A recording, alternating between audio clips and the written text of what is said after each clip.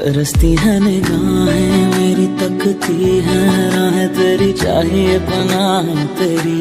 ये कैसे मैं बताऊं तुझे, सोती नहीं आंखें मेरी, कटती नहीं रात मेरी।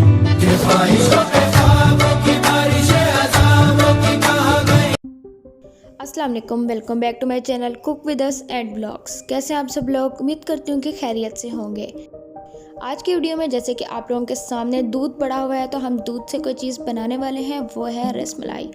रसमलाई घरों में बहुत ज़्यादा पसंद की जाती है और बहुत कम लोगों को बनानी आती है, तो इसलिए आज मैं आप लोगों को बनाना सिखा रही हूँ बहुत ही आसान तरीके से और बहुत ही लजीज रसमलाई।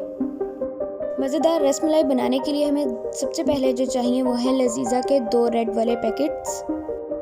अगर आप बाज़ार से बना हुआ इस तरह का रसमलाई वाला डब्बा नहीं लेना चाहते, तो आप लोग क्या कर सकते हैं कि आप लोग जो नीडो वाला होता है, येलो वाला पैकेट, आप लोग वो लें।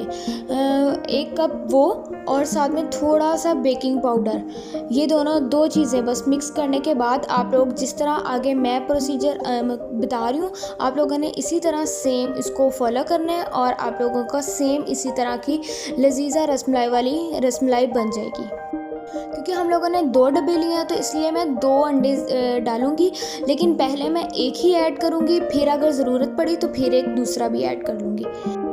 अगर आपको मेरी वीडियो पसंद आए और अगर आपको मेरी रेसिपी पसंद आए, तो वीडियो को लाइक ज़रूर कर दें और दूसरों के साथ शेयर करें ताकि उनको भी रसमलाई बनाना आ जाए। अंडा हम 1 तोड़ के फेंट चुके हैं। उसके बाद हम लोग इसमें 2 टेबलस्पून ही सिर्फ ऑयल ऐड करेंगे। जो आप लोग खुश्क दूध का अलहदा से मिक्सचर बनाएंगे, आप उसमें भी 2 टेबलस्पून ही ऑयल जो है वो ऐड करें। अगर 1 कप हो तो 1 चम्मच ऑयल ऐड करें, और अगर 2 कप हो तो फिर 2 चम्मच ऑयल ऐड करेंगे। पहले हमने ये 1 अंडा इसमें ऐड कर लिया। अब इसको हल्के हाथों से इसको अच्छी तरह मिक्स करेंगे। ज़्यादा इसको सख्त मतलब नहीं वो करना कि जिस तरह हम आटा गूंदते हैं वो बहुत ज़्यादा सख्त हाथों से गूंदते हैं, लेकिन जो हमने इसका मिक्सचर गूंदना है वो हम लोगों ने हल्के हल्के हाथों से आराम से गूंदना है।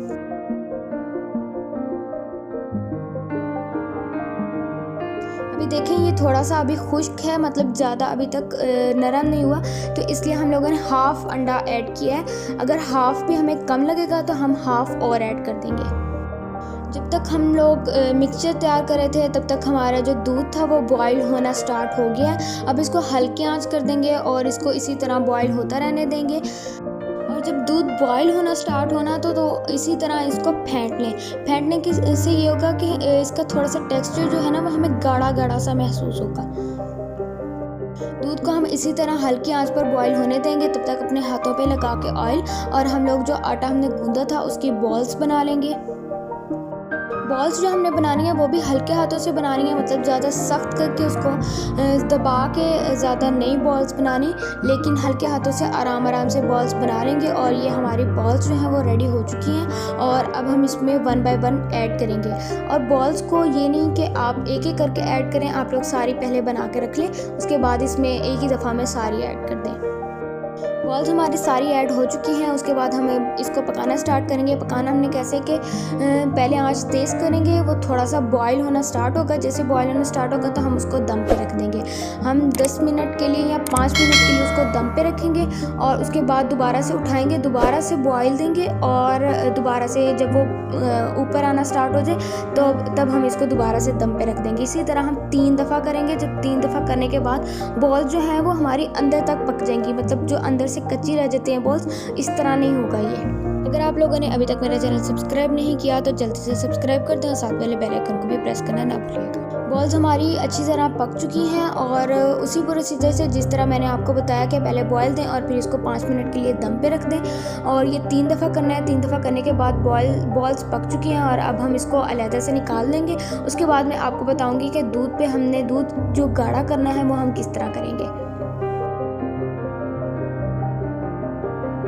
दूध से सारी बॉल्स मैं निकाल चुकी हूँ। उसके बाद हम लोगों ने क्या करना है, दूध के नीचे कर देनी है हल्की आंच, और उसको वैसे ही पकने देना है। और हम लोगों ने लेना है 1 कप ठंडा दूध, और उसमें डालना है हम लोगों ने वनीला कस्टर्ड।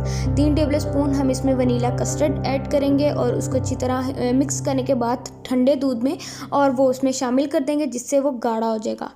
کسٹرڈ کا مکسچر جو ہم لوگوں نے ٹھنڈے دودھ کے ساتھ تیار کیا تھا وہ اس میں ایڈ کرتے جائیں گے پکتے ہوئے دودھ میں، اور ساتھ میں ہم چمچ ہلاتے جائیں گے تاکہ اس میں چھوٹی چھوٹی گٹلیاں نہ بنیں۔ کسٹرڈ اس میں ڈالنے کے بعد اس کو اسی طرح ہلکی آنچ پر پکنے دیں، اور تھوڑا سا یہ گاڑھا ہو جائے گا، مطلب اس کو زیادہ گاڑھا جس طرح کسٹرڈ بناتے ہیں اس طرح نہیں کرنا، لیکن تھوڑا سا تھک ہو جائے گا۔ اور اس کے بعد ہم لوگوں نے اب اس میں 1 کپ جو ہے وہ چینی ایڈ کر دینی ہے، اور یہ ہم نے ایڈ کر دی۔ چینی ایڈ کرنے کے بعد ہم لوگ اس کو بس تھوڑی دیر ہی پکائیں گے، اور اس کے بعد اس کو اتار لیں گے، اس کو ٹھنڈا کریں گے اور بالز کے اندر اس طرح ایڈ کر دیں گے۔ بالز میں دودھ ڈالنے کے بعد ہم لوگ اس کو ٹھنڈا ہونے کے لیے رکھ دیں گے، اور جب اس کے اوپر ہلکی سی تہ آ جائے گی بلائی کی تو پھر ہم اس کے اوپر ڈرائی فروٹس ہیں جو بھی ہم لوگوں نے اس کی ڈیکوریشن کرنی ہوگی وہ ہم لوگ کریں گے۔ ڈیکوریشن کرنے کے بعد